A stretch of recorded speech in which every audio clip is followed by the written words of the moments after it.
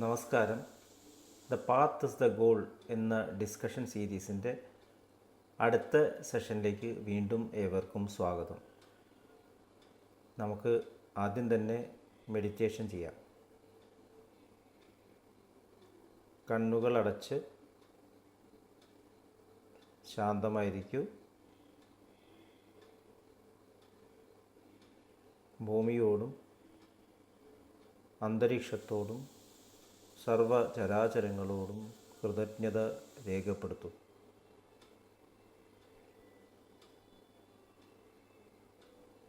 ഭൂമിയിൽ നിന്നുമുള്ള healing energy കാലുകളിലൂടെ ശരീരത്തിലേക്ക് പ്രവേശിക്കുകയും ശരീരത്തിലെ ഓരോ അവയവങ്ങളെയും റിലാക്സ് ചെയ്യാൻ സഹായിക്കുന്നതായും അനുഭവിക്കും.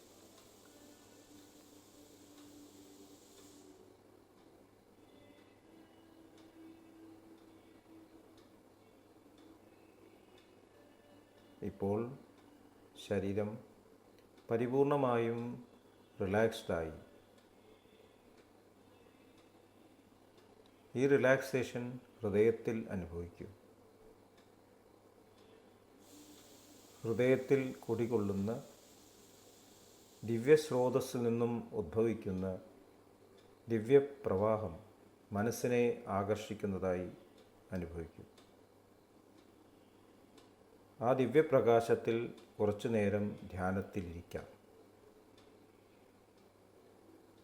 മനസ്സിൽ ചിന്തകൾ വരുന്നുണ്ടെങ്കിൽ മൃദുവായി അവയെ അവഗണിക്കുക. ദിവ്യപ്രകാശത്തിൽ ധ്യാനം തുടരുക. Please start meditation.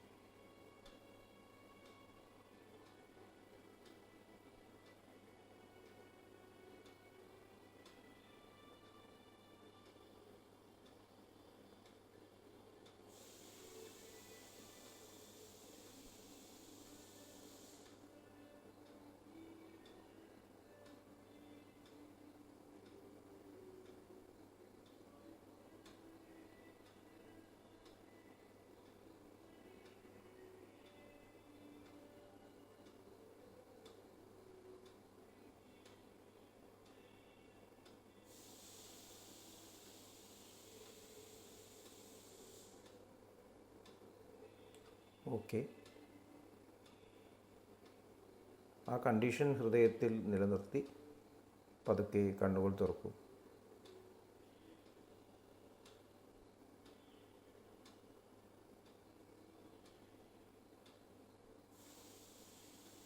കഴിഞ്ഞ സെഷൻസിൽ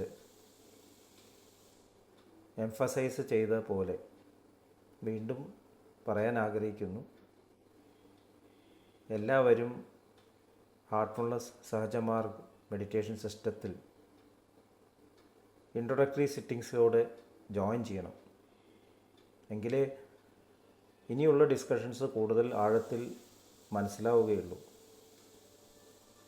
കാരണം നമ്മൾ വളരെ സബ്ജക്റ്റീവായിട്ടുള്ള മേഖലകൾ കുറിച്ചിട്ടാണ് ഇവിടെ ഡിസ്കസ് ചെയ്യുന്നത്. ഇൻട്രൊഡക്ടറി സിറ്റിങ്സ് എങ്ങനെ എടുക്കണം എന്നുള്ളതിനെ കുറിച്ചിട്ടുള്ള ഡിസ്ക്രിപ്ഷൻ ഈ യൂട്യൂബ് ചാനലിൻ്റെ ഡിസ്ക്രിപ്ഷൻ സെഷനിൽ കൊടുത്തിട്ടുണ്ട്. എല്ലാവരെയും വെൽക്കം ചെയ്യുന്നു.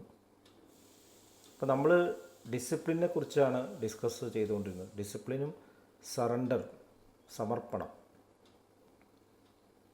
നമ്മുടെ ജീവിതത്തിലേക്ക് ആവശ്യമുള്ള എല്ലാ അറിവുകളും നമ്മുടെ ഉള്ളിൽ തന്നെ ഉള്ള ആ ജീവനിലുണ്ട്, ലൈഫിലുണ്ട്.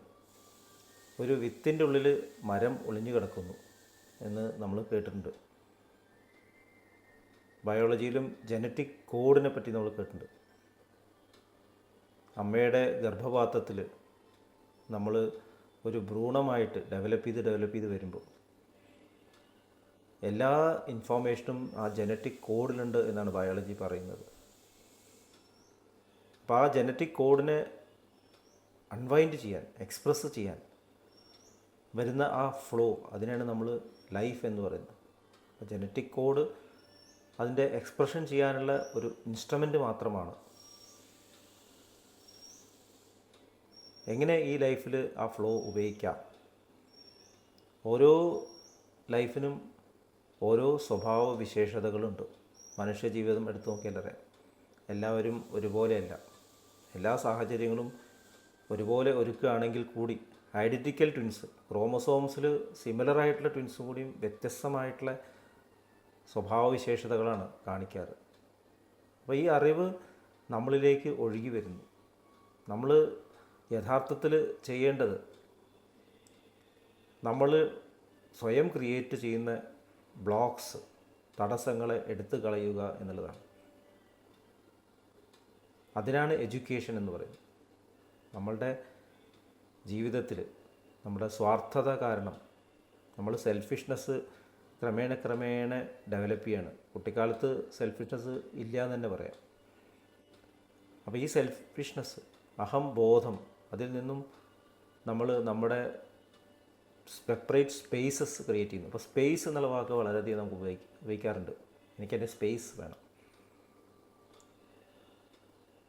അപ്പോൾ നമ്മൾ കുട്ടിക്കാലത്ത് നിന്ന് വളർന്ന് വരുന്ന ആ സ്റ്റേജസ് ആലോചിച്ച് നോക്കൂ. നമ്മൾ LKG പഠിക്കുന്നു. അതിനു മുമ്പേ വീട്ടിൽ അച്ഛൻ്റെയും അമ്മയുടെയും ഫാമിലി മെമ്പേഴ്സിൻ്റെ സ്നേഹം അനുഭവിച്ച് കഴിയുന്നു. LKG, UKG, ഫസ്റ്റ് സ്റ്റാൻഡേർഡ് ഒക്കെ എത്തുമ്പോൾ നമ്മൾ പല കാര്യങ്ങളും പഠിക്കുകയാണ്. നമ്മൾ ഉയർന്ന ക്ലാസ്സുകളിലേക്ക് കടക്കുമ്പോൾ, നമ്മൾ വിദ്യാഭ്യാസത്തിൽ ഉയർന്നു വരുമ്പോൾ, നമ്മൾ സ്കൂൾ വിദ്യാഭ്യാസം എന്ന് മാത്രമല്ല അർത്ഥമാക്കുന്നത്, ജീവിതത്തിൽ നമ്മളുടെ അനുഭവങ്ങളിലൂടെ കടന്നു പോകുമ്പോൾ കുട്ടിക്കാലത്ത് നമുക്ക് ഉണ്ടായിട്ടുള്ള അറിവുകളെ, നമുക്ക് ലഭിച്ചിട്ടുള്ള അറിവുകളെ, അത് നമ്മൾ ശരിക്കും മനസ്സിലായിട്ടാണോ നമ്മൾ മുന്നോട്ട് പോകുന്നത്? എല്ലാവരെയും സ്നേഹിക്കുക, എല്ലാവരെയും ബഹുമാനിക്കുക, ഫാമിലി ഹൈറാർക്കിയെ റെസ്പെക്റ്റ് ചെയ്യുക, സൊസൈറ്റിയുടെ നിയമങ്ങളെ പാലിക്കുക, ഇതൊക്കെ കുട്ടിക്കാലത്ത് നമ്മൾ കേട്ടിട്ടുള്ള കാര്യങ്ങളാണ്. സമയം പാലിക്കുക. LKG, UKG, ഫസ്റ്റ് സ്റ്റാൻഡേർഡിലും എല്ലാം നമ്മൾ പല സബ്ജക്ട്സും പഠിക്കുന്നു. എങ്ങനെയൊക്കെയോ പാസ്സായിട്ടാണ് കയറുന്നത്. നമ്മൾ ഉയർന്ന ക്ലാസ്സുകളിലെത്തുമ്പോൾ അവിടെ പഠിച്ചിട്ടുള്ള കാര്യങ്ങൾ ശരിയായിട്ട് നമ്മൾ ഉൾക്കൊണ്ടിട്ടുണ്ടോ? അത് നമ്മൾ ഇംബൈബ് ചെയ്തിട്ടുണ്ടോ? അതോ നമ്മൾ മാർക്ക് കിട്ടാൻ വേണ്ടിയിട്ട് പഠിച്ചു പോയതാണോ? അപ്പോൾ നമ്മൾ ശരിക്കും ശ്രദ്ധയോട് കൂടിയിട്ട് ഒരു കാര്യം മനസ്സിലാക്കുകയാണെങ്കിൽ, പഠിക്കുകയാണെങ്കിൽ, അത് നമ്മുടെ സ്വഭാവത്തിൽ വന്നു ചേരും. ഇപ്പോൾ സത്യം പറയുക, സത്യം വദ എന്നുള്ള ഒരു സ്റ്റേറ്റ്മെൻറ്റ് എടുത്ത് നോക്കാം. അത് ശരിക്കും മനസ്സിലായിട്ടുണ്ടെങ്കിൽ അത് നമ്മുടെ ക്യാരക്ടറായിട്ട് മാറിപ്പോകും. എല്ലാവരെയും സ്നേഹിക്കുക എന്നുള്ളത് നമ്മൾ ക്യാരക്ടറായിട്ട് വരികയാണെങ്കിൽ എത്ര എളുപ്പമാണ് ജീവിതത്തിൽ. പക്ഷേ നമ്മൾ കാണുന്നത്, നമ്മൾ ജീവിതത്തിൽ ഉയർന്ന് ബാഹ്യമായിട്ട് ഉയർന്നു വരുമ്പോൾ, സ്പെഷ്യലൈസ് ചെയ്യുമ്പോൾ, ഇപ്പോൾ സ്പെഷ്യലൈസേഷൻ വലിയൊരു കാര്യമാണ്. മെഡിസിനിലൊക്കെ സ്പെഷ്യലൈസ്ഡ് ആവുക, സ്പെഷ്യലൈസ് ചെയ്യുക. പക്ഷേ സ്പെഷ്യലൈസ് ചെയ്യുമ്പോൾ നമ്മളുടെ തുടക്കത്തിലെ പാഠങ്ങളെല്ലാം മനുഷ്യത്വം എന്നുള്ള പാഠങ്ങളായിരുന്നു. അത് നമ്മൾ പലപ്പോഴും വിസ്മരിച്ച് പോവുകയാണ്. പിന്നെ നമ്മൾ പഠിച്ച കാര്യങ്ങൾ മാത്രം കുടുങ്ങി നിൽക്കുകയാണ്. ഇപ്പോൾ ഡോക്ടറുടെ ഉദാഹരണം എടുക്കാം. ചികിത്സിക്കാൻ പറ്റാത്ത ഒരു രോഗം ആണെങ്കിൽ ഡോക്ടർ എനിക്കിതിലൊന്നും ചെയ്യാനില്ല എന്ന് പറഞ്ഞ് കൈമറുത്തു. അങ്ങനെയാണോ ചെയ്യേണ്ടത്?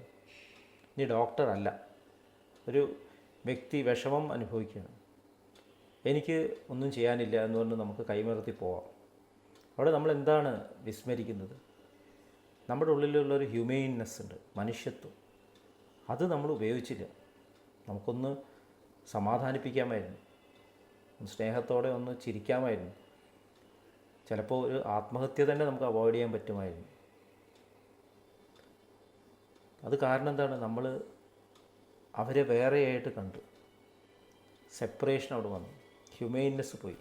അപ്പോൾ നമ്മൾ പഠിച്ചിട്ടുള്ള പാഠങ്ങൾ, പഠിച്ചു എന്ന് പറയുന്നതിന് അർത്ഥമില്ല. അവെയർനെസ്, അതിനാണ് ബോധം എന്ന് പറയുന്നത്. നമ്മൾ കോൺഷ്യസ്നെസ് എന്നുള്ള വാക്ക് ഉപയോഗിക്കാൻ, B conscious of what you are doing. ബോധത്തോടെ പെരുമാറുക. ശരിക്കും ബോധത്തോടെ പെരുമാറുകയാണെങ്കിൽ നമ്മൾ ഈ തരത്തിൽ പെരുമാറില്ലായിരുന്നു. അപ്പോൾ ഈ അവെയർനെസ്സിന് ഏറ്റവും പ്രധാനപ്പെട്ട കാര്യമാണ് നമ്മുടെ ജീവിതത്തിൽ അറ്റൻഷൻ വേണമെന്നുള്ളത്. അറ്റൻറ്റീവ് ആവുക, ശ്രദ്ധിക്കുക, എല്ലാ കാര്യവും ശ്രദ്ധിച്ച് കെയർ ചെയ്യുക. നമ്മൾ ജീവിതാനുഭവങ്ങളെ ശ്രദ്ധയോടുകൂടി കെയർഫുള്ളി മനസ്സിലാക്കിയിട്ട് ഇംബൈബ് ചെയ്യണം. വീട്ടിൽ നിന്ന് പഠിക്കേണ്ട പാഠങ്ങൾ എന്താണ്? Sacrifice, selflessness. പലതരത്തിലുള്ള ആൾക്കാരുണ്ട്, പല രീതിയിൽ പെരുമാറും, പല ഇഷ്ടങ്ങളുണ്ടാവും. എല്ലാമായിട്ട് ഒത്തൊരുമിച്ച് ഹാർമണിയോട് മുന്നോട്ട് പോകണം. ഇതാണ് നമ്മൾ പഠിക്കേണ്ടിയിരുന്നത്. അത് നമ്മൾ പഠിച്ചില്ല. നമ്മൾ ഹോസ്റ്റലിൽ പോകുമ്പോൾ അല്ലെങ്കിൽ ഓഫീസിൽ നമ്മൾ പെരുമാറുമ്പോൾ, വർക്ക് ചെയ്യുന്ന സ്ഥലത്ത് പെരുമാറുമ്പോൾ നമ്മൾ ഈ ഹാർമണി അവിടെ കൊണ്ടുവരുന്നുണ്ടോ? കൊണ്ടുവന്നിട്ടില്ലെങ്കിൽ നമ്മൾ ഗൃഹപാഠം പഠിച്ചിട്ടില്ല. ഇന്ന് ഗൃഹപാഠം എന്ന് പറയുന്നത് വീട്ടിൽ നിന്ന് പഠിക്കേണ്ട പാഠങ്ങൾ. അപ്പോൾ ഈ അറ്റൻറ്റീവ്നെസ് നമ്മുടെ ഉള്ളിൽ നമ്മൾ ക്രിയേറ്റ് ചെയ്യേണ്ട ആവശ്യമുണ്ട്. അതിനാണ് ഡിസിപ്ലിൻ. ഡിസിപ്ലിൻ എന്ന് പറയുമ്പോൾ conforming to the needs of the moment എന്ന് പറയും. നമ്മൾ എന്തെങ്കിലും പ്രവൃത്തി ചെയ്യുമ്പോൾ ആ പ്രവൃത്തിയിൽ നമ്മുടെ റോൾ എന്താണ് എന്ന് മനസ്സിലാക്കി അതിൽ സത്യസന്ധമായിട്ട് പൂർണ്ണമായിട്ട് പെരുമാറുക. എല്ലാവരും അവരവരുടേത് വർക്ക് ചെയ്യട്ടെ, അവരെയും ബഹുമാനിക്കുക, അവരുടെ കൂടെ നമ്മുടെ കഴിവുകൾ ഷെയർ ചെയ്യുക. അങ്ങനെയാണ് ഒരുമിച്ച് നമ്മൾ വളരുന്നത്. പ്രകൃതിയിലേക്ക് നോക്കിക്കഴിഞ്ഞാൽ ഡിസിപ്ലിൻ നാച്ചുറലാണ്. ഒരു മാവിനെ പഠിപ്പിക്കേണ്ട കാര്യമില്ലേ മാങ്ങ എങ്ങനെ ഉണ്ടാക്കണം, ഒരു പശുവിനെ പഠിപ്പിക്കേണ്ട കാര്യമില്ലേ പശു എങ്ങനെയാണ് പെരുമാറേണ്ടതെന്ന്. പക്ഷെ മനുഷ്യൻ കൂടുതൽ ഡെവലപ്പ് ചെയ്തപ്പോൾ, ഈഗോ ഡെവലപ്പ് ചെയ്തപ്പോൾ ഈ കാര്യങ്ങൾ വിസ്മരിച്ചു. നമ്മൾ കുട്ടിക്കാലത്ത് പഠിക്കേണ്ട, ഇനി അതിൻ്റെ മുമ്പേ എവല്യൂഷൻ്റെ ചക്രത്തിൽ നമ്മൾ പല സ്പീഷീസിലൂടെ കടന്നു വന്നു എന്നാണ് പഠിച്ചിട്ടുള്ളത്. അവിടെയുള്ള പാഠങ്ങളൊക്കെ നമ്മൾ പഠിച്ചിട്ടില്ല. അതിനെയാണ് നമ്മൾ ഉപബോധ മനസ്സ് എന്നത്, സബ് കോൺഷ്യസ്നെസ്. ശരിക്കും അവെയർനെസ്സോടുകൂടി, അറ്റൻറ്റീവ്നെസ്സോട് കൂടിയിട്ട് തിരിച്ചറിയാത്ത കാര്യങ്ങൾ, താൽക്കാലികമായിട്ട് നമ്മൾ ശരീരത്തിൻ്റെ ആവശ്യങ്ങൾ മാത്രം നിറവേറ്റാൻ വേണ്ടിയിട്ട് ചെയ്ത കാര്യങ്ങൾ, അത് നമുക്ക് നോളജായി മാറിയിട്ടില്ല. ശരിയായിട്ടുള്ള നോളജ് വരുമ്പോൾ നമുക്ക് ഓട്ടോമാറ്റിക്കായിട്ട് കമ്പാഷൻ വരും, കരുണ വരും, ഷെയറിങ് വരും, ഹാർമണി വരും. അപ്പോൾ അതാണ് നമ്മൾ ഉപബോധ മനസ്സിൽ കിടക്കുന്നത്. ഈ ഉപബോധ മനസ്സിൽ നമ്മൾ പഠിക്കാത്ത പാഠങ്ങൾ അത് നമ്മുടെ ജീവിതത്തിൽ ഇടപെടുന്നു. എങ്ങനെയാണ്? പ്രജുഡിസസ് ആയിട്ട് വരുന്നു, മുൻവിധികളായിട്ട് വരുന്നു, നമ്മുടെ ആഗ്രഹങ്ങളായിട്ട് വരുന്നു. നമ്മൾ ശരിക്കും ഒരു കാര്യം ഉൾക്കൊണ്ടിട്ടുണ്ടെങ്കിൽ നമ്മളത് ആഗ്രഹിക്കില്ലായിരുന്നു. പൈസയുടെ ഉപയോഗം ഒരു ഉദാഹരണം പറയാം. ശരിക്കും ഉൾക്കൊണ്ടിട്ടുണ്ടെങ്കിൽ നമുക്ക് പൈസയോട് അറ്റാച്ച്മെൻറ്റ് ഉണ്ടാവില്ലായിരുന്നു. അത് ഒരു മാധ്യമം മാത്രമാണ് എന്ന് തിരിച്ചറിയുകയും അത് വരും പോവും നമ്മൾ പറയും, പക്ഷേ നമ്മൾക്ക് ജീവിതത്തിൽ അത് പ്രാക്ടീസ് ചെയ്യാൻ പറ്റില്ല. കാരണം നമുക്ക് അതിനെന്തോ വാല്യൂ നമ്മൾ കൊടുക്കുന്നുണ്ട്. ശരിക്കുള്ള വാല്യൂ എന്തിനാണ് കൊടുക്കേണ്ടത്? നമ്മുടെ ഉള്ളിലുള്ള ആ ജീവൻ നമുക്ക് നൽകുന്ന ആ നോളജ്, പൂർണ്ണമായിട്ടുള്ള നോളജ്, പ്യുവറായിട്ടുള്ള നോളജ്. ആ പ്യുവറായിട്ടുള്ള നോളജിനെ നമ്മൾ സ്നേഹം എന്ന് പറയുന്നു. ഡിവിഷൻസ് ഇല്ലാതെയുള്ള സ്നേഹം. ആ പൂർണ്ണമായിട്ടുള്ള ആ സ്നേഹം എന്നുള്ള അറിവ് നമ്മളിലേക്ക് കടന്നു വരുമ്പോൾ അത് പൂർണ്ണമായിട്ടും ഉപയോഗിക്കണമെന്നുണ്ടെങ്കിൽ നമ്മൾ എല്ലാ കാര്യങ്ങളും അറ്റൻറ്റീവ് ആവും, ശ്രദ്ധയോടുകൂടി കാണും. അപ്പോൾ അങ്ങനെയാകുമ്പോൾ നമ്മളൊരു പ്യുവർ കോൺഡ്യൂട്ടാവും. സഹജമാർഗത്തിലെ ഗുരുനാഥനായിരുന്ന ചാരിജി മഹാരാജ് പറയാറുണ്ടായിരുന്നു, സ്റ്റീം, ആവി, അത് കേന്ദ്രീകൃതമായി ഉപയോഗിച്ചപ്പോൾ സ്റ്റീം എൻജിൻ ഉണ്ടായി. അങ്ങനെ ഒരു വലിയ ട്രെയിനിനെ നയിക്കാൻ പറ്റുന്നു, മെഷീൻസ് ചലിപ്പിക്കാൻ സാധിക്കുന്നു. നമ്മളിലേക്ക് വരുന്ന സ്നേഹം ബയോളജിയിൽ പറയുന്നത് റൈറ്റ് ഹെമിസ്ഫിയറിലൂടെ കടന്നു വരുന്നു എന്നാണ് പറയുന്നത്. റൈറ്റ് ഹെമിസ്ഫിയറിലൂടെ നമ്മൾക്ക് കടന്നു വരുന്ന പൂർണ്ണജ്ഞാനത്തെ ലെഫ്റ്റ് ഹെമിസ്ഫിയർ, റീസണിങ്, പേഴ്സണാലിറ്റി ഒക്കെ ഉപയോഗിക്കുന്ന ലെഫ്റ്റ് ഹെമിസ്ഫിയർ, തലച്ചോറ് ലെഫ്റ്റ് ഹെമിസ്ഫിയർ, അത് പ്യുവറായിട്ട് ഫ്ലോ ചെയ്യാൻ അനുവദിക്കുമ്പോൾ ഈ ഉപബോധ മനസ്സിലെ അറിവുകളൊക്കെ പ്യൂരിഫൈ ചെയ്യപ്പെടും. അപ്പോൾ അങ്ങനെയാകുമ്പോൾ നമ്മൾ അടുത്ത ലെവലിലേക്ക് കടക്കാൻ തയ്യാറാവും. അതിനാണ് നമ്മൾ സൂപ്പർ കോൺഷ്യസ്നസ്, അതിബോധ മനസ്സ് എന്ന് പറയും. ശരിക്കും അതിബോധ മനസ്സ്, ബോധ മനസ്സ്, ഉപബോധ മനസ്സ് ഇതൊക്കെ ഒന്ന് തന്നെയാണ്, ഒരു സ്പെക്ട്രമാണ്. നമ്മൾ എത്രത്തോളം ഇതിൽ ജ്ഞാനം നേടി, അറിവ് നേടി, അതിനനുസരിച്ചാണ് നമ്മൾ അടുത്ത ലെവലിലേക്ക് വരുന്നത്.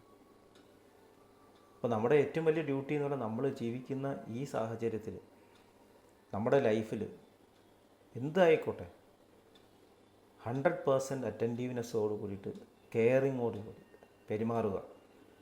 അതിനാണ് നമ്മൾ കമ്പാഷൻ എന്ന് പറയുന്നത്. അങ്ങനെയാകുമ്പോൾ നമ്മളുടെ ഉള്ളിലുള്ള ചാനൽസ് ഓപ്പൺ ചെയ്യപ്പെടും. അപ്പോൾ ഈ തരത്തിൽ അറ്റൻറ്റീവ്നെസ് ഡെവലപ്പ് ചെയ്യാൻ എങ്ങനെയാണ് ഹാർട്ട്ഫുൾനെസ് നമ്മളെ സഹായിക്കുന്നത് എന്നതിനെക്കുറിച്ച് അടുത്ത സെഷൻസിൽ നമുക്ക് ഡിസ്കസ് ചെയ്യാം. ഇപ്പോഴത്തേക്ക് വിട വാങ്ങുന്നു. നന്ദി, നമസ്കാരം.